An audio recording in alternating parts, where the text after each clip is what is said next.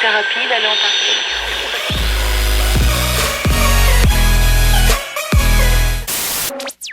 Welcome back, everybody. I'm Low Cloud Dane, and I love JRPGs. And there was no better system for the JRPGs than the PlayStation 2. The current platforms have had some winners like Persona 5, Xenoblade Chronicles 2, and Nier Automata, but nothing will compare to the golden age of... Today we will be compiling our top 10 PS2 JRPGs. Now, as for the rules of this list, I have left out all of the games that have been remade or remastered on newer consoles. Generally, they are the better versions of those games. For instance, Odin Sphere is an amazing game, but suffered from performance issues on the PS2. Odin Sphere whatever it is obviously a better game all around, with more content and better performance. If you'd like to see a list of these, it will be at the end of this video. Now, onto the list. What you doing?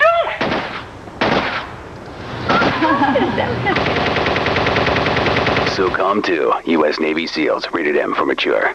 Chester? Number 10, DotHack Infection. We start ourselves out with the game that was cool way before Sword Art Online. DotHack is a gem. The original 4 games on the PS2 could get pretty repetitive, and the story was an incoherent mess. But there was a charm there that no one could deny. Playing a simulation of an MMO may sound like a not-so-original idea, but DotHack did it first. Fighting in dungeons, trading with NPCs, getting chewed out by Black Rose. This game and its 3 sequels, as well as the DotHack GU series, are worth the long, and I mean long, playthrough.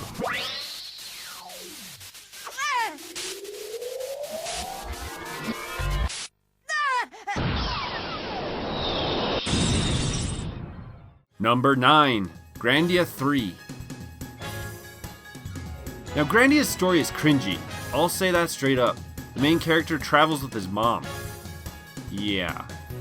But if you can get past the fun but very awkward story and characters, you are in for a treat. Grandia's turn-based battle systems is one of the best. Once started, you won't be able to put it down.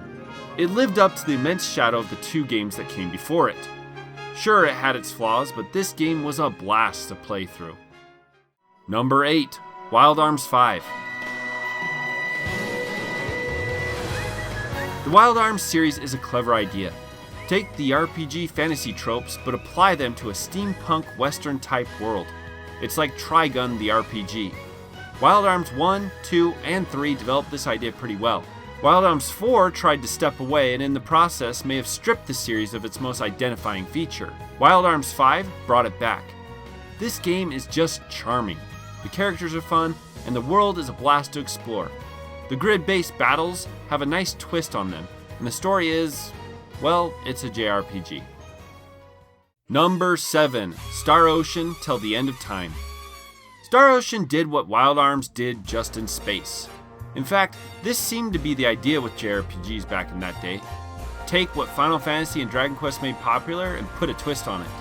And honestly, I love the space idea. It makes for a bunch of interesting storylines. The character models look great for this era and the battles are fun.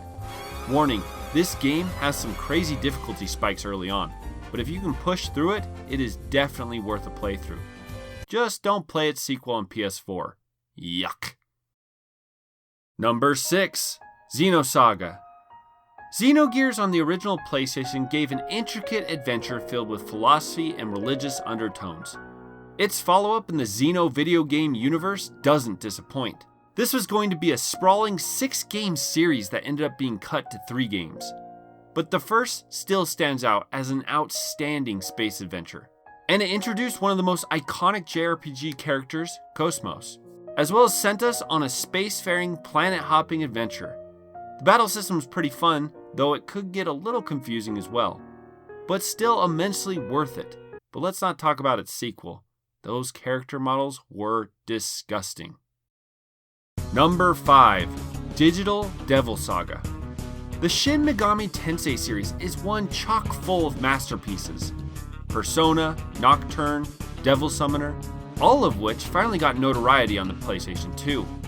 But one that stands out immensely is Digital Devil Saga. It was a gritty post-apocalyptic story that spanned 2 games. The battle system was challenging and full of strategy. This series is definitely worth a playthrough. Number 4. Suikoden V. Since the release of Suikoden II, which is a masterpiece in its own right, the Suikoden series has struggled to match it. Suikoden 3 was fun, though its character models were not that great in my opinion, and Suikoden 4 marked the low for the series. Suikoden 5 helped to heal those wounds and bring the series back on track. It went back to what made the game special, specifically using 6 characters in battle. I loved the direction this game took, and its tie-ins with the older games. Too bad it was a failure due to coming out at the end of the PS2's life. Number 3. Shadow Hearts Covenant. Shadow Hearts was a series that was born and then died on the PS2. It took the JRPG tropes to our world, spanning across the World War I, World War II, and turn-of-the-century America eras. But its second outing, Covenant, definitely told the best story. Yuri's arc in this game is a blast to experience. Seeing how he grew from the previous game and his actions in this game just make the whole experience a grand one. Not to mention the Judgment Ring came back in full force. Number 2. Rogue Galaxy. Level 5's games can be intense. There is so much to do in this game that it can feel overwhelming, but the adventure is well worth it. Rogue Galaxy made its story both unique and familiar. It had extremely colorful characters and a robust set of planets to explore. Exploiting enemy weaknesses in battle was a huge part of the game, and every character had both a primary and secondary weapon. Best of all, it didn't just make you play as Jasper. You could switch to whatever character fit your play style. Just don't throw your controller when you realize you missed some small detail and can't 100% the game. Now, before we get to our number 1 spot, let's look at games that were amazing on the PS2 but have since been remade or remastered. Final Fantasy X and Final Fantasy X-2, Dragon Quest VIII, Kingdom Hearts 1 and 2, Grandia II, DotHack GU, Odin Sphere. Number 1. Persona 3 FES. Persona 4 gets all of the attention, and it should. That game is amazing. But Persona 3 started what would later become the gold standard for JRPGs. Social sim/dungeon crawlers are a dime a dozen these days, all because of this game. And FES is its best outing. If you have ever played Persona 4 and 5, don't forget to go back to the game that set everything else in motion. And that's my list. Don't forget to like, share, and subscribe, and be sure to catch my other videos on my channel. I'm Low Cloud Aim, and I'll catch you guys later.